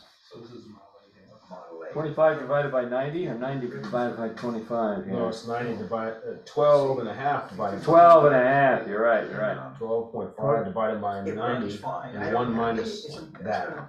12 and a half over 90 or Why what? 1 minus? Because you got Because he's 100% an minus, engineer. 100% minus the Right. part that you have losses will give you the efficiency. Because Yes. when you take 12 and a half and divide it by 90, you're gonna come up with a small number. That's the loss. That's the loss, percentage so you loss. want the efficiency, so you'll. Well, that comes out to 0.138. Okay. So 1.4 basically, 0.14, which is pretty small. So you're So that's- 87. Now what you do is. So that's like 14% loss. 14% loss. Per tuner. 86% efficiency. No, total. Same thing. Total. Now, we already did that because it's 25 total. Yeah. So we took 12 and 13 a half. watts, right? Yes. 14 So we watts, already, yeah. So I was right, 86. You're right. I was thinking it'd be much higher. 14%. Right. You know, there's too many variables. Sure. You got the ice core R losses through the tapped inductor, and you know, there's a lot of stuff. Right, right. But that's not bad. No, okay, so You never see it on the S meter. never. You might get warm, but you know. Interesting. But again, it varies by how. The ARRL has put out a book on antenna tuners, and the way they review those tuners to check them in comparison and everything is to have a switchable load. They have like 25, 50, 100, 200 ohms, and Yeah. they compare those things with that, you know, to see what they will tune, you know, and what kind of reactants they'll tune out and everything. So I think 14 from 100. Yeah, what are non-reactive loads? Are They got 100 good night, Andy. minus Andy. 14. So bye, Andy. The So it's 85% 5-6% are the ones who are the closest. Anybody else closer than 85? I put 88.24. Looks like, well, Carol's the winner then. Yeah. Somebody else said She 85. said between 80 and 90. I pushed her 85. for a number. She said 85. I Yep, think there were Dennis two said 85. too. Did 80 say? No, Now, somebody else remember, said 85. Carol cheated because she tested. We That know, is I was true. thinking that, I was thinking that, yes, I did. That is true. And that's right, she did. She wins John's rig. Anyway, 86% is the number. I think it was the coax that, that brand new. The coax is the highest. Well, that cost. 10, that's 80 meters. So, Brought the coax. So let's- Yeah, that 2 foot puts, Yeah, 2-foot piece of coax and Well- 3.5 megahertz was a big You know, loss. every time you go through a connection, there's a yeah, it's a loss. lot, Yeah, yeah, right. 0.1 dB maybe? So we can Not do, that high. Right, so 10 the fact meters? that we had the push me pull you thing going on, that's 2 more coaxes. Yes. But there's no other way you can do the comparison. I understand. But at 80 meters, that difference is not gonna be much. Now, if you start talking about VHF and UHF, yeah. yeah. Well, as you go higher frequency, Sure. the losses. Thanks for the close-ups, You wanna David. try 10 meters? Yeah. Sure. That'll be, do the same thing on 10 meters? Yeah, exactly the same.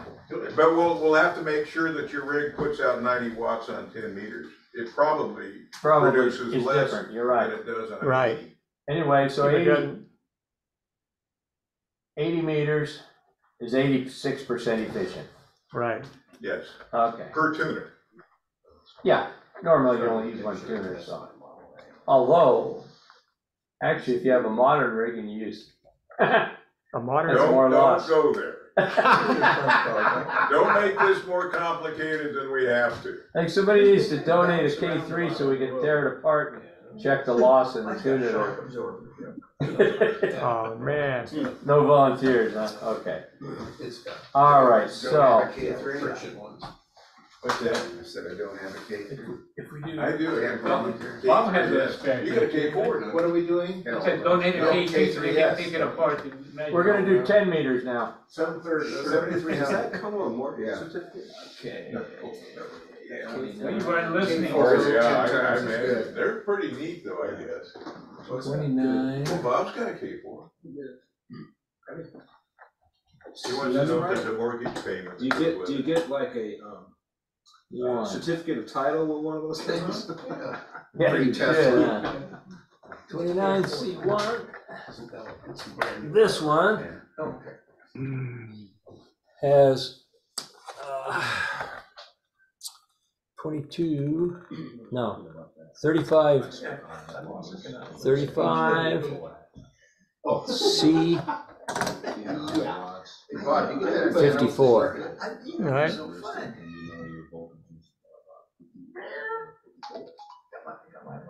Well, 10. the current is 1.4. Okay. Seventh grade science at that time. Now, Electronics, and I said, oh my God, what science? Met a guy with a hand. Got my license, really active.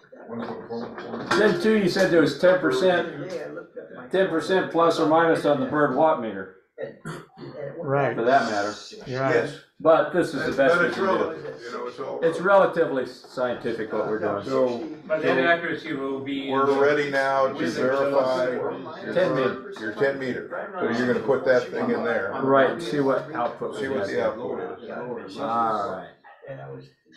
I thought he said full scale. Play with you? Expired. Plus or minus. Phil, the accuracy of the one is 10%. Lower from They the use lower. the same one Yeah. full and with or without the antenna. Like it was not gonna be Right. scale. So that's And full scale and Then the I was accuracy. KB6. John, what's the full scale accuracy like? The problem with all this stuff is, He says 10%. Oh, I thought it was 10% at the lower end of the scale. it's 10% of full scale. 10%. plus or minus, or 5 plus or minus? Yeah, well, I can't remember the statistics. I think a bird watt meter is guaranteed to be within 10% of full scale. It may only be 5, but let's say that it is. So say it's 10% of full scale.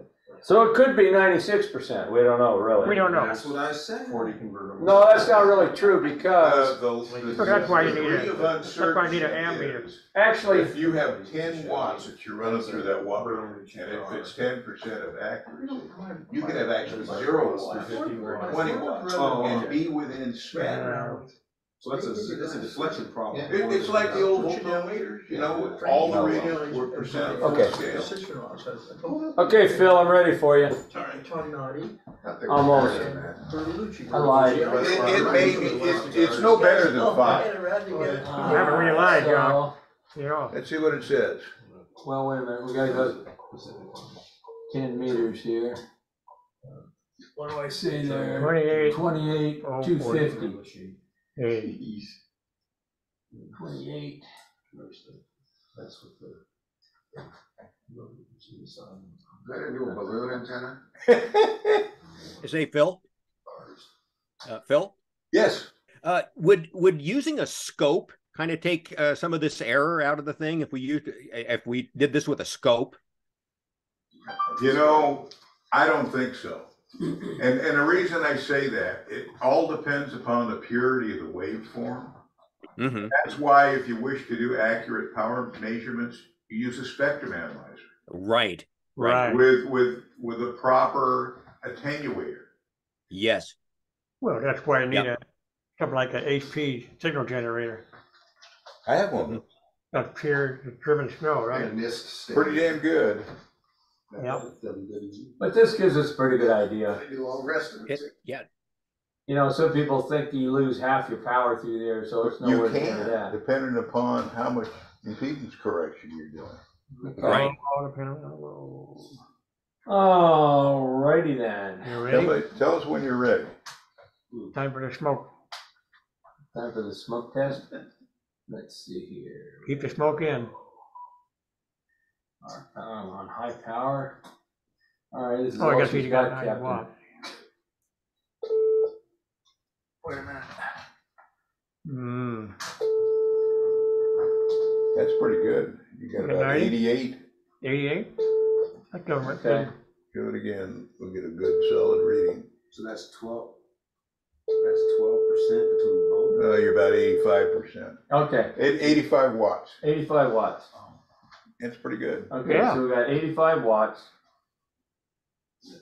So 85 watts. 85 watts at 10 meters? At 10 meters. Let's do it. Output of the rig. Output of the rig. Oh my God. Into a real dummy load. Plus or minus. That's plus or minus. That's exactly right. Okay.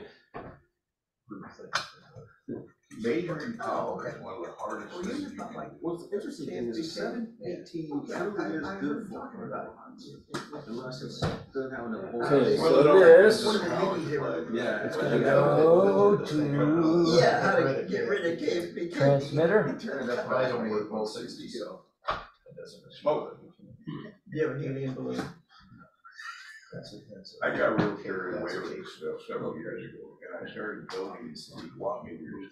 I never would have guessed that, Phil. Logarithmic amplifier. All right. And the full scale. Get that going into there. So then we got output of this tuner going to the bird.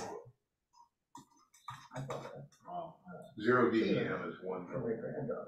And so I built a number of these. Oh, yeah. I was You heading know, I got over to very Marina the other familiar. day. Oh, it was running like that there, and it's horrible. I see.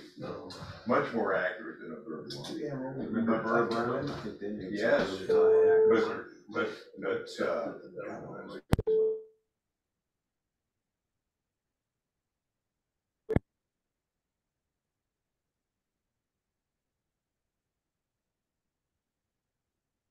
Whoa. So it's not nearly as good at 10 meters. It sucks. Well, Other-in-laws. Well, here, I have a theory on that too. What about the coax? Well, we're using the same connection. Well, that's another You've discussion. got a significant length of coax compared to. If you're talking about how it's really used, do you run coax all the way up to the antenna with high loss? Or do you use one of these and use very low loss parallel line? Yeah, but what I'm saying is. So that's another part of it. You're introducing lengths of coax that are significant, portions of the wavelength. So you might have. Okay, so. There's some, but it's pretty minimal. At this rate, At each, 20 megahertz. But 10, he's doing 10. No, he's doing 20. I'm sorry, 10 meters. Yeah. So 10 meters. He needs a balloon. The cure-all. But he's got 4 or 5 so many cards over there. That's a quarter. But he had one very long. But again, that you said. Not keeping them, and fixing them and. Yeah, that problem is. Have you got that calculator figured out yet? So I don't. Yeah, it looks like 56% at 10 meters. I really 56, got yeah. a lot more than I got. More histories. Come on with that. Yeah, but I got a wife that doesn't. Those toroids, or something else. Well, there was 85 watts coming out of the transmitter. Oh, yeah. And you got 48 And out. you got 48 out of there. Whoa. So that's like not, 50%. that's considerably worse at 10 meters. That's 24 divided by 4, divided by. Oh, wait a minute. Yeah, that's only half of that. 24 divided by 24 85. divided by 85. Okay, I come up with 20, that doesn't sound right, 28.35? Loss. That sounds pretty reasonable. Yeah. That sound right? 28.25? Sounds reasonable to me. Okay, fair enough. So now you're done 72% efficiency. 28% the loss, yeah, so. Yeah, so that's So 85. 100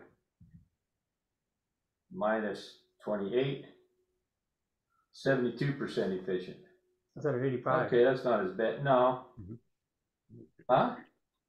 We were 86%, and now we're 72%. 72%, Okay, yeah. so that's not so horrible. No, it's not bad. You As still get Mike it out. used to say, that's not horrible. No. That's what he used to say when it was, well, he was a perfectionist. Who, Mike? Yeah. Mike, Oh, yeah, yeah, definitely. MQL. But he Okay, he was a perfectionist, so when it got down to the point where he had to live with it, and, you know, his saying was, it's not horrible. That's right. It's not horrible. And he was Since I was standing there, he knew he couldn't do it all day long, so that was his saying, well, that's not horrible. So that meant it was pretty darn good by anybody else's standards. Yeah. But anyway, seriously, that's not too horrible. Okay. So at 80 meters, it is 86% efficient. And at 10 meters, it is 72% efficient. Right. Okay. Going 100 watts, you would have lost 28. In the tuner. There you are. Add a couple of elements to the boom, no problem. That's true. That's true. You probably would never hear the difference. Right. Probably not. But you know it. Oh, I could tell. If you're right in the noise level, you might. I just want to make sure the balloon stays in the air. Connecting the power line. Well, let's see. Can we try Chris's here? It's a different circuit. I don't know how you're gonna tune it up. How are we gonna do that? There's no. I think I'm gonna get these tuners on this shack. To do it. Oh, I can help you with that, John. You could take an arbitrary setting at a frequency that you like. And then the other tuner, you set it similarly. On one end, you put a 50 ohm terminator. Ooh. And then you put an antenna analyzer on the other side, and you twiddle the dials until the other side reads 50 ohms. Yeah. That way the transformation ratio puts things back in check. Yeah, right. Which is an awful lot of work. It is an awful lot of work. And I'm an old man. You know, man, you know how much time. And I'm tired. You're tired. That's what happens when you're retired, right? You get tired. You get tired, yeah. I get tired more often. True. Retired. But I would say that your tuner is at least as good as an MFJ. I would say so. If anything, it's probably no worse. I'm sure it's better. It's not horrible. I doubt it. It's not horrible. Not horrible. Not horrible. You got that figured out, right? It's a good saying, really. It's a good saying. The only difference between that one and this I one use is it respectively. the build quality is better. But outside of that, you know. Well, I'm afraid to admit, I discovered last night or rediscovered how important it is to get the coax connectors tight. Ah, Yes, 'cause when they're tight. loose, You that- mean like, that- yeah. It surprised me how much problems I had not having tight connectors. Yeah. Yeah. Especially if you're running power. Yeah. That really makes a difference. That's what happens. Well, then you know it sooner. You can hear it. What happened when you're Chinese I had a 250? guy come over to my house. Not a good adventure. He was a No. Coast Guard, CW operator. Yeah. And was having trouble with this little portable heater in his office. Apparently his cat came in and was not on the line cord. And at one point, the cat managed to find 110. On the cap. Oh, yeah. Leave it up to the cap. So in any event, the cat learned to leave the cord alone, and he Yeah. tried splicing the cord back together, and the heater wouldn't work. Oh. So he brought it over to the house today. Apparently, he couldn't even crimp the butt connectors correctly. So I cut off about a foot of his heater cord and re-terminated everything, and the heater was fine. But I was just thinking, how that cat must think of that. Well, with the It's cat kind of a terminated. catastrophe, wasn't it? Catastrophe? Catastrophe. Maybe a cat said, yeah, something like that. Catastrophe. Probably won't do it again, by the way. He said that cat hasn't come close to that heater in a long time. Well, they talk about cats with 9 lives, right? I think about 8.5 of them just went away.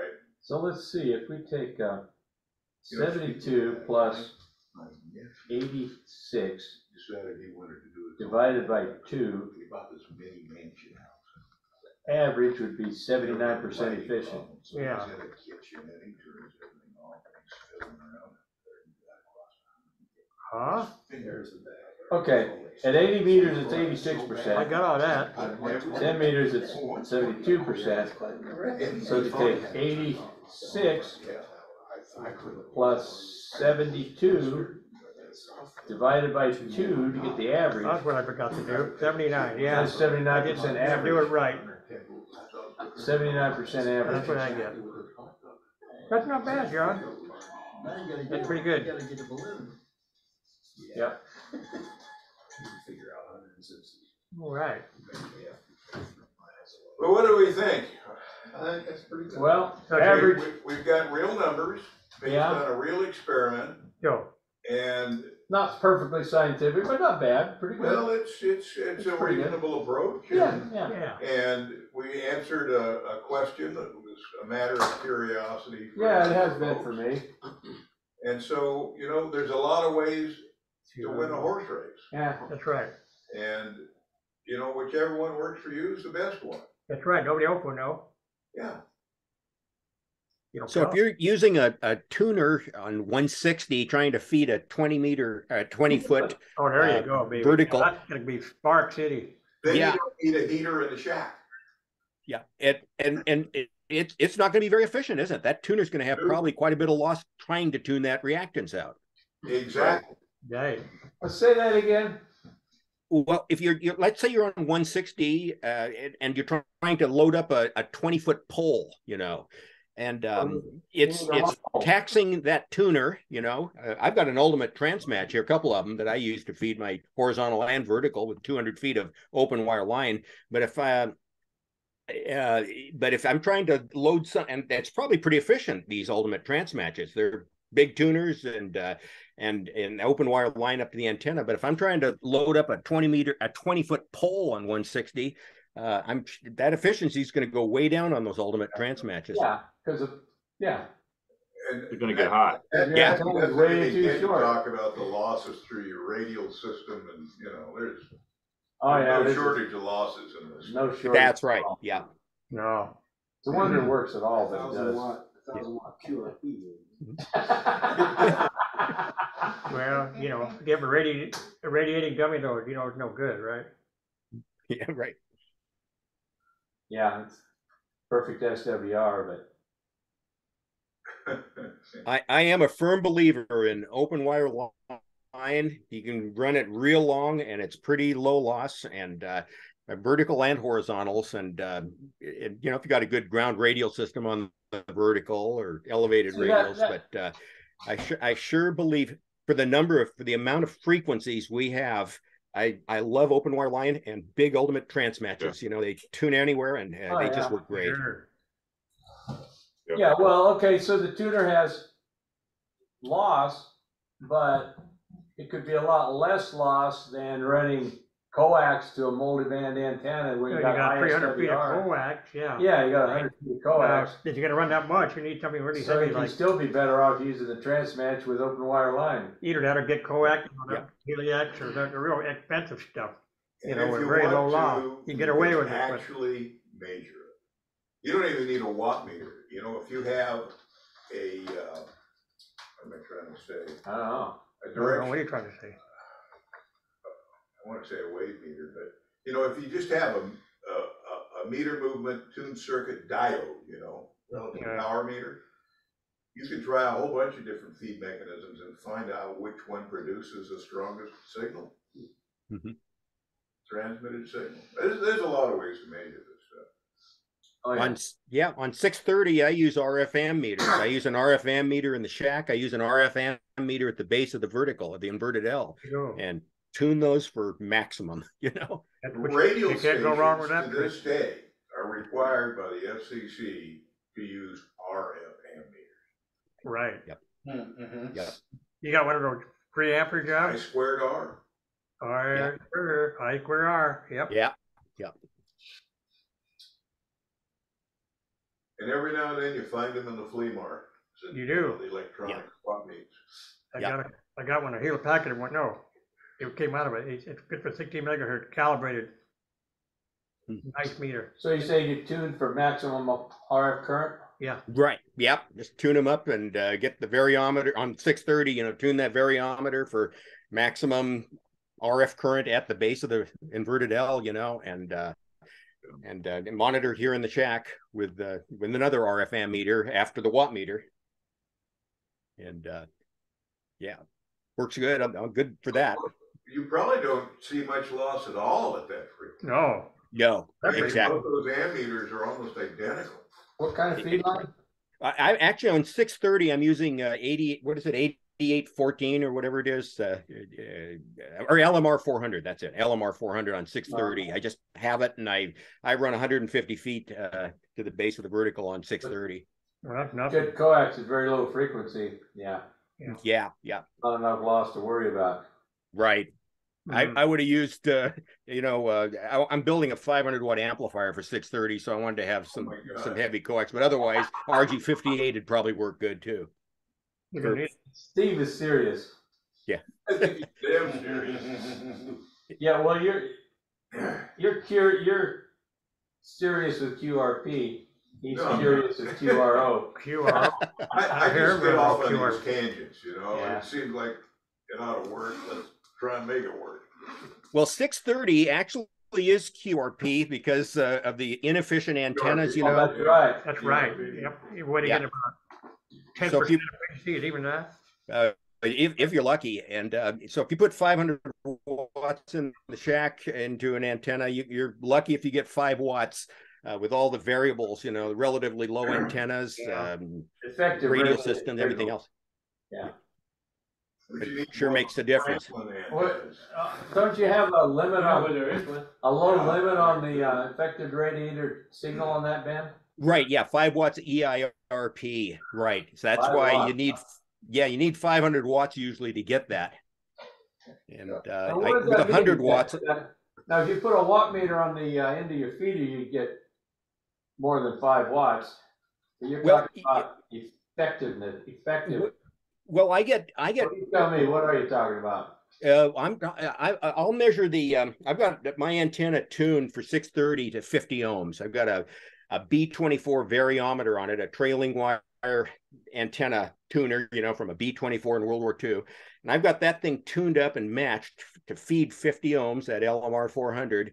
And with this antenna I've got on 630, which is basically, let's see, it's 160 feet up in the air, 50 feet up and 100 feet going to the chimney.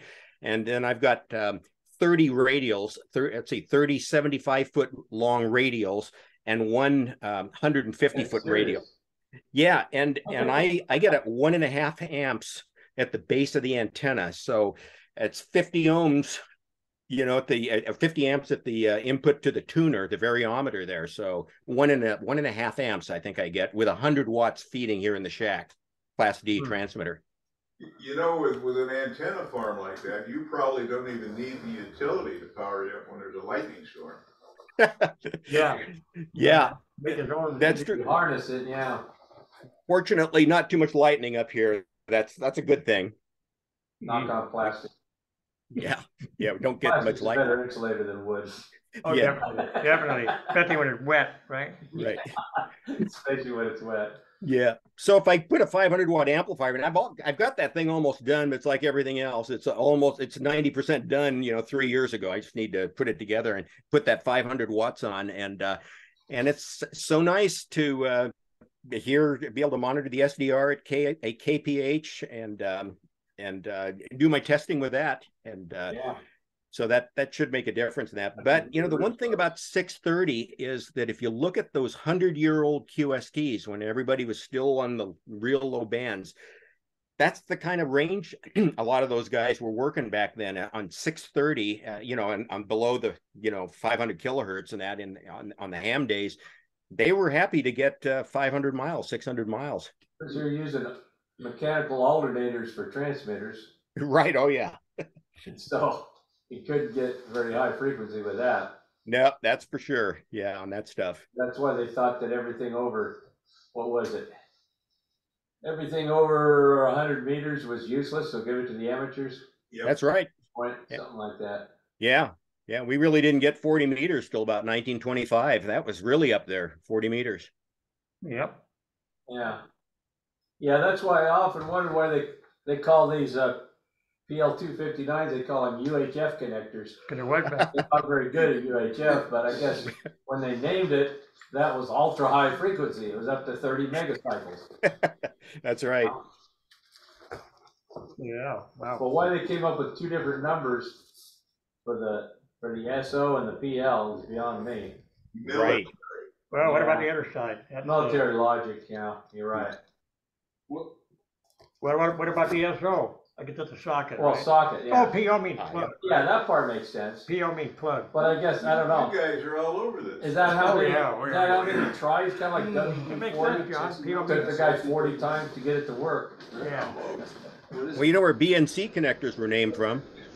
Yeah, what's BN? Banana? No. No, British Naval Connector. About that. A liquid friction would have some uses. Yeah. Like if you got a sun visor on the car that flops down too easy, put a little liquid friction on there. Make it stick. They call it Loctite. No. Somewhere between Loctite and lubricant. Oh, somewhere in between. Yeah. Would that be loose tight? Not completely poured. No, it would be liquid friction. Liquid friction. Which is a second cousin. April's coming, John. April's coming. No, that's a second cousin to DB spray. Oh my God. I'll get to it. Which brings us to the next point. Next month is bogus story contest. Yeah. So Mike, you got a trophy bring? So you probably use that stuff on your door lock. I don't think you need one, but yeah, we if need you want to one. win. We need everybody's we bogus story. The more the merrier. I mean, if you only got 2 or 3 people participating, that's not much of a contest. No. We need, and it's the more bogus stories we have, the better laugh we get too. And April is the month you're supposed to laugh. Okay. It is April Fool's month, all right. Yeah. So. All right, Carol said. Everybody needs to have one. Carol sent a message. She did? What's your message? She says, well, she's on here, but she sent a message in chat. Okay. The BNC. Oh, Carol's on. Go ahead, Carol. Yeah. Actually, I found this when I did a Wikipedia search for BNC connector, and they call it an initialism of a bayonet Neil Conselman. And I'm not sure what the source of that is, but if you Google bayonet Neil Conselman, it brings up the BNC connectors and multiple hits. Well, So, makes sense. Bayonet, yeah. You push it and turn it.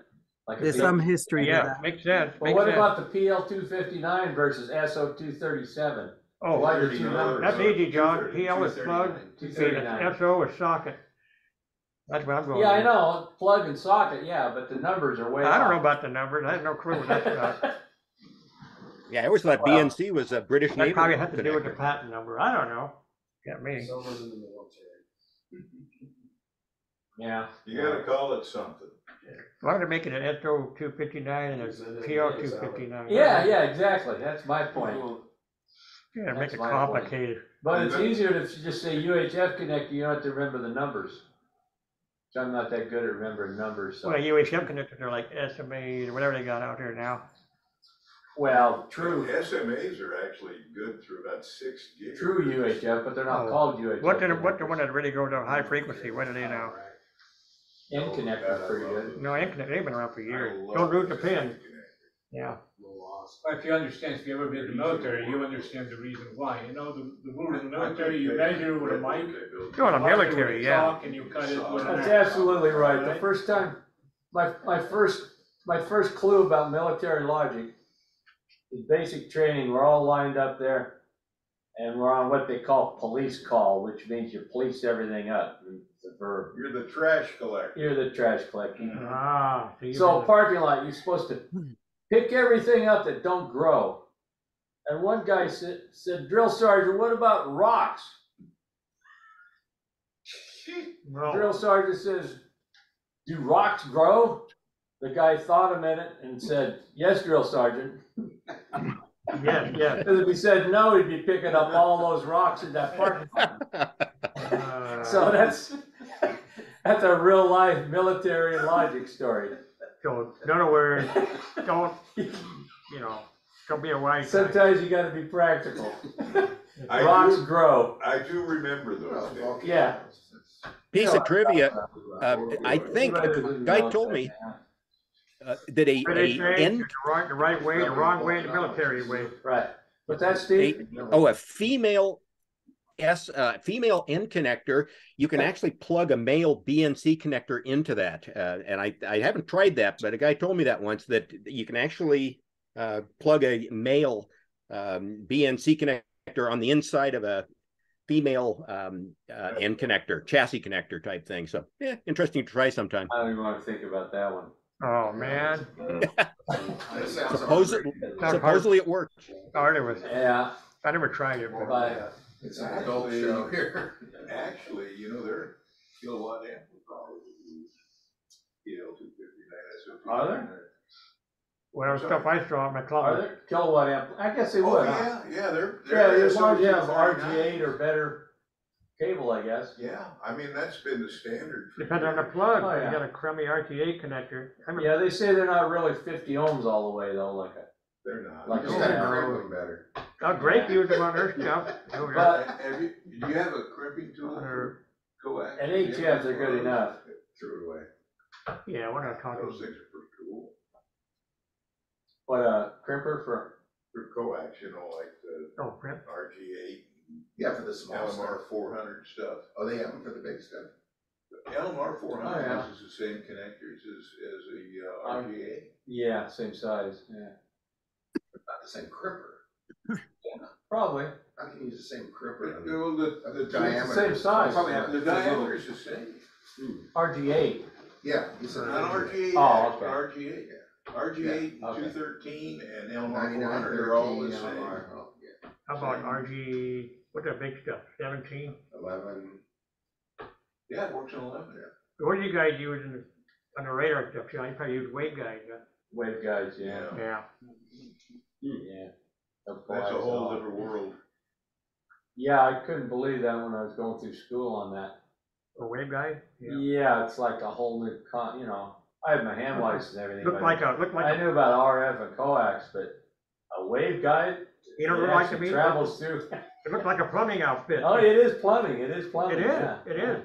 Yep. You know, if you look at fiber optics, it's the same thing as waveguide. Yeah, that's hard to get a hold of. Yeah, sort of. Sort of. Yeah, it is, got ultra high frequency, yeah. Okay. Yeah, we'll be guided as such. I've got proof of part of that theory there. I just went to my adapter drawer. I've got a female, if I can get in the camera here, female BNC connector, and here's a male N connector, and it does go together. That works. So that's what somebody told me. That works. Yeah. Yeah, that's what it is. I got one of those somewhere. Yeah. Yeah. Helpful to have Well, adapters. if you look at the inside of an N connector, it's kind of a, yeah, looks like a BNC. It's got the little pinhole in there, right? Yeah. Yeah. End connectors are constant impedance. Right. Right. That's the whole design. Well, UHF connectors are not. Impedance. Right. And you know, when you get into the world of microwaves and ultra high frequency stuff, this constant impedance thing is an It's a absolute big deal. necessity. Yeah. In fact, you know, with a number of these products we have available today, you know, they talk about these TDR, time delay reflectometers. Mm. You can string together 2 or 3 pieces of coax with our standard connectors, and you can actually see the blips on the screen exactly where those connectors are. Oh, yeah. Amazing, yeah. That's right. Okay, well, that makes this meeting, the end of this meeting, and work on the bogus story. As long as it's ham radio related. Oh, gotta be. And you put as much truth or as little truth in it as you want. And we prefer little. Yeah, we were looking for a good story.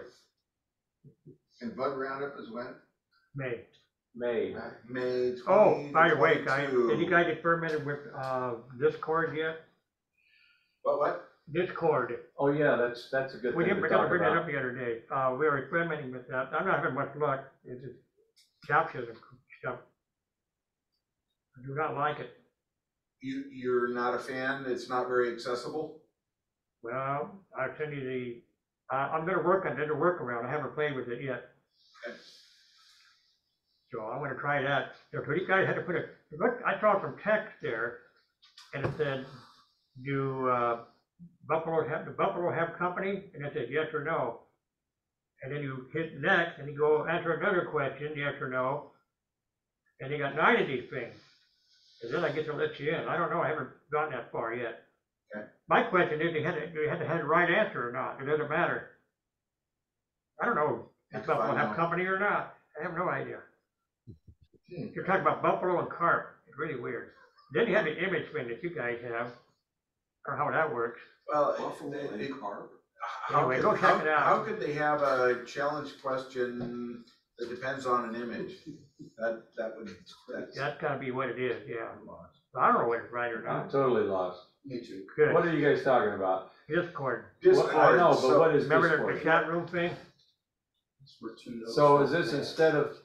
This would be instead of Chat Tango. Chat Chat Tango. and Go, or Chat however Tango. you wanna. We may wanna just roll with Chat Tango this season.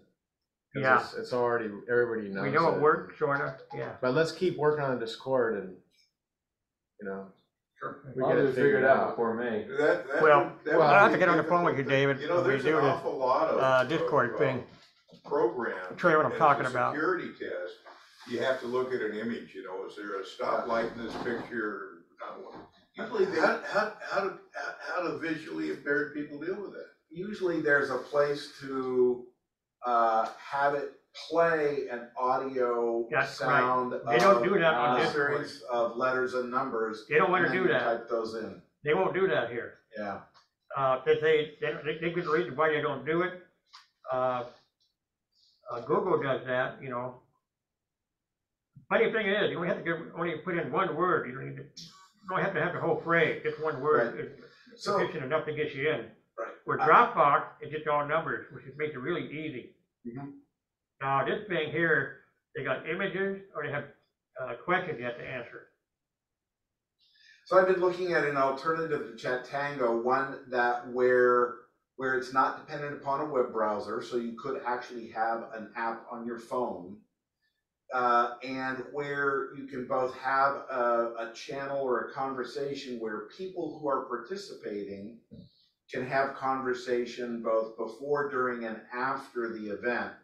But there could also be another channel of the operators where it's only a conversation between the operators. Okay, let me try something. With Chat Tango, the only way to have moderation to be able to kick out a bad actor is to log in as W6SFM. Right. And so, you know, with other programs, you could delegate a management role to multiple people, and they wouldn't have to be logged in and appear as. So as people start talking, if you've got multiple people logged in as W6SFM, then you have to start saying, well, who's really talking here? Who am I? Is this the operator? Is this a moderator? Huh? It sounds like chaos. What sounds like chaos? The fact you can have multiple people identified as being the same people. Right. Well, that's one of the reasons I kind of like to find an alternative. But as David said, it is a system that many people have used for a number of years and that people know how to use. So Bob, I got a question. Is Yeah. this an internet, what do they call it, IRC? No. What's wrong with using something like that? What's wrong with using IRC? Yeah, that it's kind a of little format. bit more cryptic. I think that the interface, now for you, it might be, I don't know, it might be easier to use, but IRC has a lot of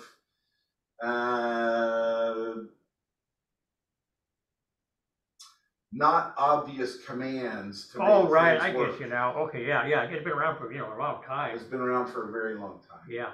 Okay, I follow you. Yeah. IRC stands for Internet Relay Chat. Right. There'll be a learning curve there. Yeah, I understand that now. Thanks. Yeah, that's true. It all sounds way too complicated for me. We don't tell that one. We want to keep it simple. Sure, yeah. You know, you go to Europe and you walk in a grocery store, they'll have 4 different kinds of tomato sauce.